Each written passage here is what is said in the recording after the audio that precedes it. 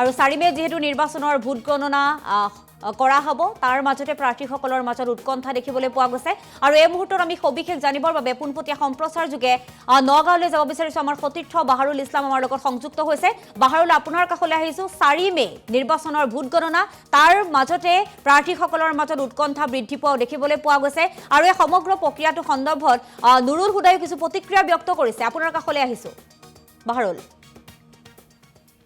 সবিতা নিশ্চিতভাৱে ক'ব লাগিব 4 মেলৈ আৰু মাত্ৰ কেইটামান দিন দেখা গৈছে যে প্ৰাৰ্থীসকলৰ মাজত ব্যাপক এক উৎকণ্ঠাৰ সৃষ্টি হৈছে সমাজত এক জল্পনা কল্পনা আৰম্ভ হৈছে অংকগ্ৰস্ত হৈ পৰিছে কোন যাব দিছপুৰলৈ সেয়া সকলোৱে ব্যস্ত তাৰ মাজতে মই আজি উপস্থিত হৈছোঁ ৰূপীহাটৰ পাৰ্টি কংগ্ৰেছৰ পাৰ্টি নুৰুল হুদা মোৰ লগত আছে তেখেতৰ মই অকণ দিব বিচাৰিছোঁ সবিতা যিহেতু 9 এপ্ৰিলত ভোট অনুষ্ঠিত হৈছিলে হাতৰ উপসমষ্টিৰ ভোটাৰৰ সংখ্যা আছিলে 2,33,747 গৰাকী আৰু ভোট পুলিং হৈছিলে 2,18,207 গৰাকী আৰু পুলিং পাৰ্চেণ্টেজ আছিল 94.8% পুল হৈছে অৰ্থাৎ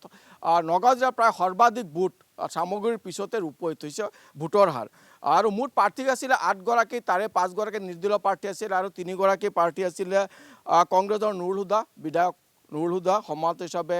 AUDFৰ বিধায়ক আমিনুল ইছলাম আৰু AJPৰ প্ৰাৰ্থী আছে জাকিৰ হুছেইন আমি সমষ্টিৰ বিভিন্ন প্ৰান্তত গৈছিলোঁ ৰাইজৰ লগত কথা পাতিছিলোঁ ভোটাৰৰ লগত কথা পাতিছিলোঁ AUDFৰ প্ৰাৰ্থীসকলে তেওঁলোকে দাবী কৰিছে তেওঁলোকৰ প্ৰাৰ্থী জয়ী হ'ব সমাজৰ কংগ্ৰেছৰ প্ৰাৰ্থী জয়ী হ'ব তেওঁলোকৰ সমৰ্থকে দাবী কৰিছে আৰু AJPৰ প্ৰাৰ্থী জাকিৰ হুছেইনে ইতিমধ্যে সংবাদমেললৈ আহি পেলাই তেওঁলোকৰ চিপৰাঙৰ ৰাজনীতি কৈ আছে এবাৰ কিন্তু প্ৰথম ছবিত এটা কথা উল্লেখ কৰিব লাগিব যে সাহসীয় দল NDA প্ৰাৰ্থীসকলে ইতিমধ্যে কেইবাজনো প্ৰাৰ্থী ইতিমধ্যে চিপৰাঙৰ ৰাজনীতিৰ কথা উল্লেখ কৰিছে যি কথা নেকি আগতে কংগ্ৰেছে কৈছিলে গতিকে এইবাৰ ব্যতিক্ৰম হৈছে মই পোনে বিধায়ক নুৰুল হুদালৈ যাব বিচাৰিছোঁ কংগ্ৰেছৰ প্ৰাৰ্থী আছিল দাদা প্ৰথম স্বাগতম জনাইছোঁ মাত্ৰ মাজত কেইটামান দিন ব্যাপক উৎকণ্ঠা জল্পনা কল্পনা চলি আছে প্ৰথমতে জানিব বিচাৰিম 9 এপ্ৰিলত ভোট অনুষ্ঠিত হৈছিলে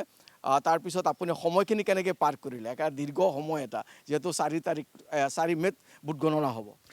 সময়টো নাযায় তেনেকুৱা লাগি আছে কাৰণ 9 এপ্ৰিল তাৰিখে ভোট গ্ৰহণ অনুষ্ঠিত হৈছে আৰু 4 তাৰিখে গণনা হ'ব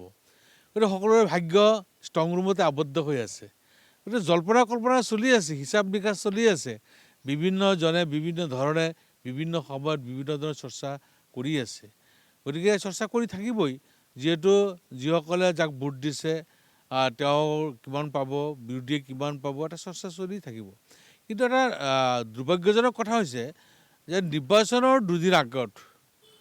AJPৰ মোৰ ইয়াত ৰূপীহাট সমষ্টি AJPৰ প্ৰাৰ্থী আছিলে BJP AJP তেওঁলোকে AJPৰ ভোটখিনি UDFক দিয়াৰ কাৰণে তেওঁলোকে বাৰ্তা পঠাই দিলে আৰু সেইমতে AJP কৰা মানুহবিলাকে AUDF লৈ দাপনি মাৰিছে AUDFক ভোট দিছে ঠিক তেনেকৈ সামগ্ৰী বিধানসভা সমষ্টিটো আমি দেখা পাইছোঁ যদি একেই হৈছে যে BJPক ভোট নিদি AUDF দিবলৈ কৈছে AUDFক তাৰমানে এই দুটা সমষ্টিত আমাৰ কংগ্ৰেছ জিকাৰ সম্ভাৱনাটো দেখি তেওঁলোকে UDFক জিকাৰ কাৰণে আপ্ৰাণ চেষ্টা কৰিলে কিন্তু জনসাধাৰণে বুজি পালে জনসাধাৰণে ৰায় দিছে হয়তো 4 তাৰিখে ওলাব কিন্তু মই আশাবাদী জনসাধাৰণে দিয়া ৰায় কংগ্ৰেছৰ সপক্ষে ওলাব এনে আপুনি কিমান আশা কৰে কিমান ডিফাৰেঞ্চ হ'ব আপুনি এইবাৰ হ'লে তৃতীয়বাৰৰ কাৰণে বিধায়ক হ'ব এতিয়া ধৰক ষ্ট্ৰং ৰুমত আবদ্ধ হৈ আছে মই আমাৰ যিসকল শুভাকাংক্ষী আমাৰ যিসকল দলৰ সতীৰ্থ তেওঁলোকে যি হিচাপ নিকাচ কৰিছে তেওঁলোকে হিচাপ নিকাচ কৰি তেওঁলোকে কৈ আছে যে 50,000 পৰা 60,000 লিডিং বুথ থাকিব বুলি কৈ আছে এতিয়া মই সেইটোতো ক'ব নোৱাৰোঁ যে মই ইমান লিড ল'ম যিহেতু ষ্ট্ৰং ৰুমত বেলট মেচিনবিলাক আবদ্ধ হৈ আছে সমষ্টি ডিলিমিটেশ্যনৰ পিছত আপুনি নতুন এটা সমষ্টি পাইছে প্ৰায় 6টামান পঞ্চায়ত সংলগ্ন হৈছে 7টামান পঞ্চায়ত সংলগ্ন হৈছে গতিকে এইটোৰ ক্ষেত্ৰত আপুনি নতুন যোনখিনি বেল্ট পালে যে ভোটাৰ পালে সেই তাত কেনেকুৱা আশাবাদী আপুনি নাই চবতে ভাল হৈছে মই ক'তো বেয়া দেখা নাই যিহেতু নতুনকৈ যিখিনি আহিছিলে সেইখিনিও মই একেবাৰে ছাত্ৰ অৱস্থাতেই সৰহ সংখ্যালঘু ছাত্ৰ ইউনিয়ন কৰা অৱস্থাতেই সেই মানুহখিনিৰ লগত মোৰ পৰিচয় আছে মানুহখিনি অপৰিচিত নহয় নতুন সমষ্টি হ'লেও মানুহৰ লগত মই অপৰিচিত নহয় পৰিচিত আৰু সকলোৱে মোক পৰিয়াল হিচাপে গ্ৰহণ কৰি লৈছে আৰু সেই হিচাপে সকলো ঠাইতে নতুন পুৰণা সকলো ঠাইতে সমানভাৱে ভোট আমাৰ কংগ্ৰেছক দিছে মোক দিছে দাদা আপুনি ক'ৰবাত গৈছিলে নেকি বা এই দীঘলীয়া সময়খিনিত নে ঘৰতে আছিলে নাই যাব পৰা নাই যিহেতু আপুনি জানেই নিৰ্বাচন যোৱাৰ পিছত অৰ্থনৈতিক সমস্যা দেখা দিয়ে গতিকে টকাৰ কাৰণে যাব পৰা নাই। যিহেতু অৰ্থনৈতিক সমস্যা দেখা দিয়ে আৰু যিহেতু আমি অত্যাৱন্ত নহয়, আমি সিমান টকা পইচা থকা মানুহ নহয়, সাধাৰণ হিচাপে ৰাইজৰ লগত চলোঁ, গতিকে ৰাইজৰ মাজতেই আছোঁ। যিসকলে ভোট দিছে, যিসকল দিয়া নাই তেওঁলোকৰ মাজতে গৈছোঁ, খবৰবিলাক লৈছোঁ, চৰ্চা হৈছে,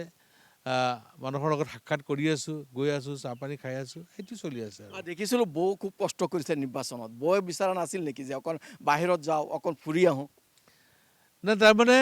বিচাৰিছিলে, কিন্তু সময় নহ'ল। যিহেতু মই সমষ্টিতে থাকিব লগা হ'ল, সমষ্টিৰ জনসাধাৰণৰ লগত এটা দীঘলীয়া সময় এটা ইয়াত মাজত গেপ আছে। গতিকে ক'তনো কি হৈছে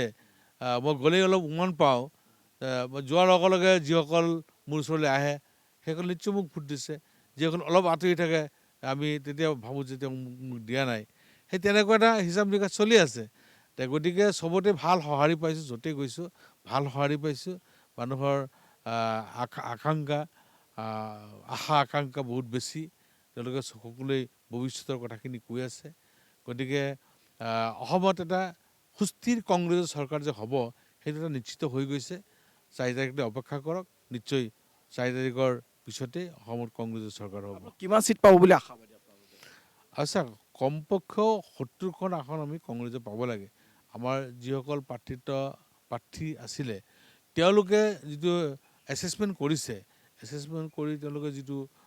জনাইছে, সেইমতে দেখা যায় কমপক্ষে আমাৰ 70খন আসন আমাৰ কংগ্ৰেছত থাকিব। উজনিৰ ফলাফল লৈ কি ভাবে আপোনালোকে? উজনিৰ ফলাফল ভাল হৈছে। উজনিৰ মানুহখিনি গম পাইছে যে এই চৰকাৰটোৱে কি কৰি আছে। অসমখনক যে বিক্ৰী কৰিবলৈ ওলাইছে, ইমান ঋণ আৰু অত্যাধিক দ্ৰব্যমূল্য বৃদ্ধি, গতিকে সচেতন নাগৰিক হিচাপে আপাৰ আছামৰ মানুহবিলাক সকলো সময়তে সচেতন হৈ থাকে। গতিকে তেওঁলোকে এটা পৰিৱৰ্তন বিচাৰিছে, পৰিৱৰ্তনৰ কাৰণে ভোট প্ৰদান কৰিছে। এটা আৰু কথা, আগতে আমি দেখোঁ যে কংগ্ৰেছৰ চিপৰাং ৰাজনীতি চলে, কিন্তু এইবাৰ কালিৰ দিন দেখিছোঁ দুজন এনে প্ৰাৰ্থীয়ে তেওঁলোকে চিপৰাং মাৰিছে বুলি। এই ক্ষেত্ৰত কি ভাবে আপোনাৰ? হয় বাহাৰুল, এই মুহূৰ্তত আপোনাক ধন্যবাদ জ্ঞাপন কৰিছোঁ।